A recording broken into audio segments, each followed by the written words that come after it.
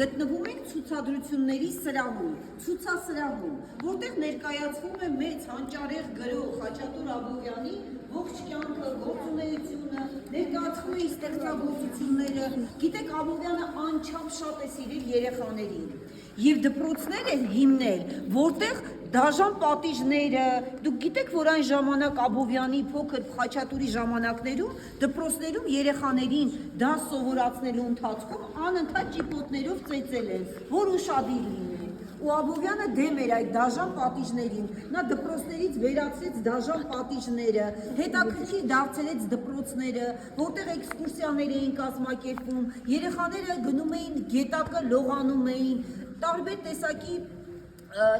տեսարժան վայրեր էին հաճախում, մի խոսքով շատ հետաքրքիր կրթությունը դարձրեց ու մեր հին գրապարյան հայերենը դարձրեց նոր աշխարհաբար հայերեն։ Նաև մանկավարժ չէ։ Այստեղ այո, Աբովյանը մեծ մանկավարժ է եղել ու գրող, հիշում ենք դա։